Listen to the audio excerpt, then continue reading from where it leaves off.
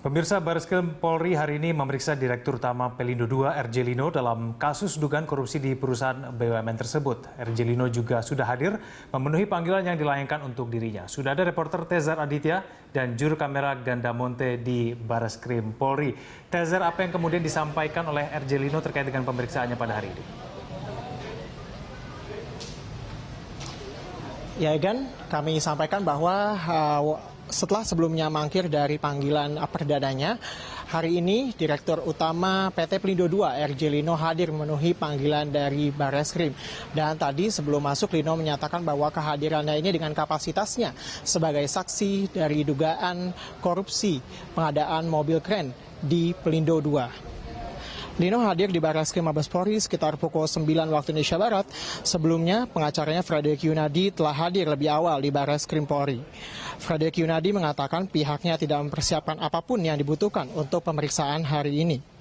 Sebagai warga negara yang taat hukum, Frederick mengatakan kliennya akan selalu hadir dalam setiap pemeriksaan selama prosedur yang diterapkan sesuai dengan aturan yang berlaku. Tidak hanya Lino yang menjalani pemeriksaan hari ini, tetapi ada dua direksi lainnya yang juga akan menjalani pemeriksaan di Bareskrim Polri hari ini. Mereka adalah Direktur Keuangan Oryas Petrus Mudak dan Direktur Operasi Dana Amin. Dan berikut adalah pernyataan selengkapnya dari kuasa hukum RJ Lino, Frederick Yunadi. Kita tidak mempersiapkan dokumen apapun karena dokumen di penyidik sudah ada semua.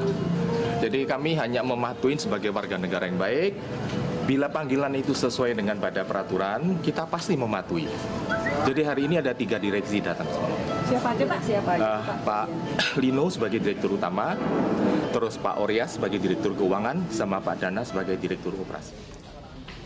Ya, Egan, ini merupakan panggilan kedua bagi RJ Lino karena sebelumnya Lino tidak hadir dalam panggilan pertamanya pada 2 November 2015 lalu. Lino tidak hadir karena menganggap bahwa surat pemanggilan dari Bareskrim itu tidak sah. Untuk menghadapi pemeriksaan hari ini, Direktur Pelindo II, RJ Lino, mengaku siap. Lino diperiksa dalam kapasitasnya sebagai saksi terkait dugaan kasus korupsi pengadaan 10 mobile crane di Pelindo II. Hingga saat ini sudah ada 45 saksi sedikitnya yang telah diperiksa. Bareskrim Polri juga telah menetapkan 1 tersangka dalam kasus ini, yaitu Direktur Teknik Pelindo berinisial FN yang telah ditetapkan pada September 2015 lalu. Dan untuk selengkapnya, mari kita dengarkan pernyataan RJ Lino sesaat sebelum memasuki ruang pemeriksaan. Datang ke sini untuk pemeriksaan atau bagaimana? Sebagai saksi, sebagai warga negara yang baik, apalagi saya di BUMN kan, harus taat hukum, harus ikut aturan, ya, makanya ini kewajiban saya untuk itu. Ya, Egan, demikian. Ya, Tezar, kasus di Pelindo II ini menyita begitu banyak perhatian dari masyarakat. Bagaimana kemudian perjalanan dari kasus ini sehingga kemudian bisa menyeret begitu nama dalam perkembangannya, Tezar? Egan, memang benar sekali bahwa kasus dari RJ Lino dan Pelindo II ini telah menyita begitu banyak perhatian. Saya catat sedikitnya ada 3 institusi yang juga turut mengurusi kasus Pelindo II ini. Yang pertama adalah DPR RI yang kemudian membuat pansus Pelindo, kemudian KPK dan juga Mabes Polri yang menyatakan bahwa juga mengasut kasus Pelindo ini walaupun objek penyelidikannya berbeda. Sebelumnya memang Mabes Polri ini telah menyampaikan tidak akan menghentikan dari penyidikan dugaan korupsi ini walaupun telah terjadi pergantian kabar reskrim saat ini. Dan hari ini merupakan kali pertamanya pemeriksaan RJ Lino dilakukan. Berikut informasi selengkapnya kami sampaikan untuk Anda. Persoalan yang membelit perusahaan BUMN Pelindo II terus bergulir. Berawal dari terkuaknya kasus dwelling time di pelabuhan, dugaan adanya penggelembungan dana pembelian mobil crane dan perencanaan yang tidak sesuai sampai pada penyitaan 10 mobil crane oleh Bareskrim Polri. Belum lagi drama penggeledahan Bareskrim Polri ke kantor Dirut Pelindo II, RJ Lino, yang mendapat resistensi sang Dirut dengan menelpon langsung pejabat yang erat dengan lingkaran kekuasaan.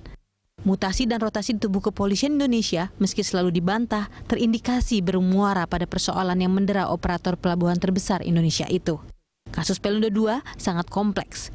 Kejanggalan dan dugaan munculnya ketidakberesan di perusahaan BUMN ini bukan hanya dicium pihak kepolisian, tapi juga sudah lama didalami Komisi Pemberantasan Korupsi sejak tahun 2014. Tim Liputan Berita 1, Jakarta. Ya Egan, memang hingga saat ini kami belum mendapatkan informasi apakah 2 direktur lainnya telah hadir di sini. Kami masih menantikan. Namun yang jelas Egan, banyak pihak yang menyatakan bahwa termasuk DPR menyatakan bahwa RJ Lino ini harus digeser dari Direktur Umum PT Pelindo II karena tidak ada urgensinya pemerintah terus mempertahankan RJ Lino ini. Namun di sisi lain banyak pihak juga yang terus mengapresiasi bahwa RJ Lino ini telah berhasil mereformasi pelabuhan dan Pelindo II menjadi perusahaan yang kaya, dan kita lihat bahwa pelabuhan menjadi jauh lebih baik saat ini. Demikian Egan yang dapat kami sampaikan dari Barreskrim Mabes Polri.